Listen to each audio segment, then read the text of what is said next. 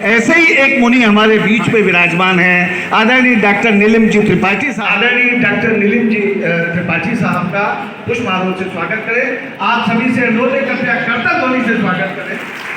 आदरणीय जी को हम जीते तो उसमें एक ही बात है कि हम अगर कुछ नहीं दे सकते किसी को तो अपनी अच्छी भावनाएं दें। आदरणीय डॉक्टर नीलिम त्रिपाठी जी का मैं स्वागत करता हूं, परंतु बहुत अच्छा स्वागत तो होगा कि इस बहुत बहुत धन्यवाद आप सबका। मैं आग्रह और अनुरोध करता हूं डॉक्टर नीलिम त्रिपाठी जी से कि वो अपना उद्बोधन प्रारंभ करें, शुरू करें। बहुत बहुत धन्यवाद। आज नवरात्रि के प्रथम दिवस पर जहां 2080वां संवत्सर विक्रम संवत्सर आज से प्रारंभ हुआ, युधिष्ठिर जी का आज राज्याभिषेक हुआ था। भगवान श्री राम ने आज ही अपनी उस चैतन्य सत्ता से राम राज्य प्रारंभ किया था।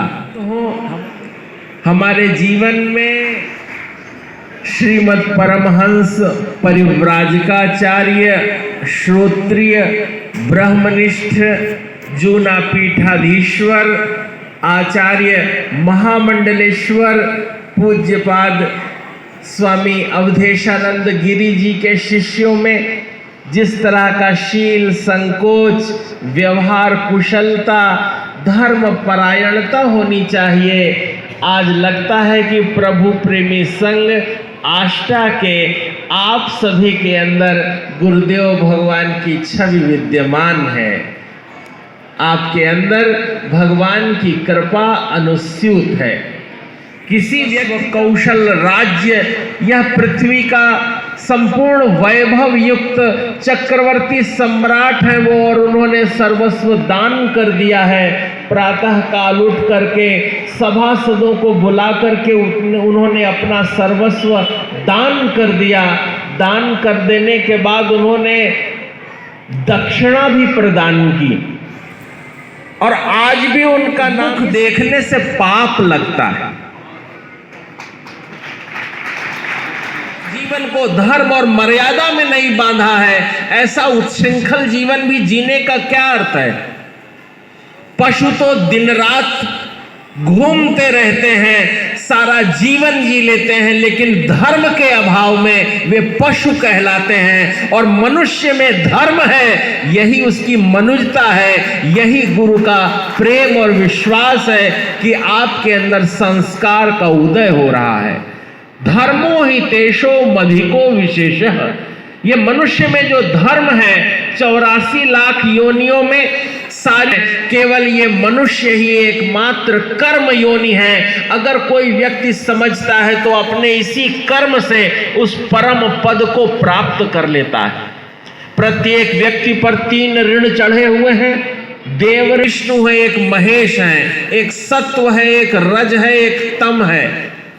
दैहिक, दैविक और भौतिक तापों से जलता हुआ व्यक्ति कब, जो लोग बड़े प्रगतिशील बनते हैं उनके घर में भी उनकी पूर्वजों की तस्वीर निकाल करके गोडाउन में डाल दी जाती है कि हम रिनोवेशन करा रहे हैं। अरे जिसने अपनी कुल परंपरा को डुबो दिया उसका क्या रिनोवेशन है। पोषण नहीं किया, अपने बड़ों का आदर नहीं किया। आप बड़ों का नाम भूल सकते हैं, लेकिन आपका शरीर ध्यान रखता है। आपकी नाक आपके परबाबा की तरह है। संसार में जीवन का संकलन इतना महत्वपूर्ण है कि कोई अपने प्रति हल्का काम नहीं करता। जीवन में अगर महत्वपूर्ण बनना हो तो विचार पूर्वक संवाद करना सीखिए। जब कोई व्यक्ति किसी से 2 कौड़ी की बात करता है तो अपनी इज्जत 2 कौड़ी की कर लेता है। जब भी आपके मुख से वचन निकले, शास्त्र है ये संकेत है कि यशोदा, यशदा, यशोदा, जो दूसरे को यश देता है उसके घर नारायण खेलते हैं। नंद बाबा के घर भगवान हुए, यशोदा के यहां नारायण ने खेला, छठवें दिन ही पूतना, जिसकी पवित्र दृष्टि नहीं है उसको पूतना कहते हैं। जिसका हृदय पवित्र नहीं है, जब जो देखता है तो यही देखता है कि गंदगी क्या है। किसी ऊंट को किसी परमात्मा का द्वेषी है, क्योंकि जगत नियंता, जगदीश्वर, जगत के बनाने वाले जो विधाता हैं उन्होंने जगत बनाया है। और जिन्होंने जगत बनाया है, कोई चित्रकार चित्र बनाता है और कोई चित्र में दोष देखे तो चित्र में नहीं, चित्रकार का दोष कहलाता है। इसलिए इस जगत में दोष देखना भी जगदीश्वर में दोष देखने के समान है। इसलिए अगर आप भगवान के अनुकूल होना चाहते हैं तो अपनी दृष्टि आपकी दृष्टि अनुकूल होगी तो आपका जीवन अनुकूल होगा। आपको चहुओर आनंद ही आनंद दिखाई देगा। एक बार एक सेठ जी ने किसी को 10 रुपए दे करके एक पेन बुलाया। वो जब पेन लेकर आया तो उन्होंने अपने कुछ मित्रों से कहा कि ये चोर है, 8 रुपए का पेन होगा, इसने 10 रुपए में दिया है। मित्र ने ऐसा किया होगा इसलिए आपके मन का चोर ऐसा बोलता है। जिसने चोरी की है उसको सब चोर दिखते हैं, और जिसने सबसे प्रेम किया है उसको सब में प्रेम दिखता है। हमारे जीवन में क्या हम देखते हैं वो हमारी वो दोष देखना है, वो तो परमात्मा में भी दोष देख लेता है। राम के युग में रावण था, कृष्ण के युग में कंस था।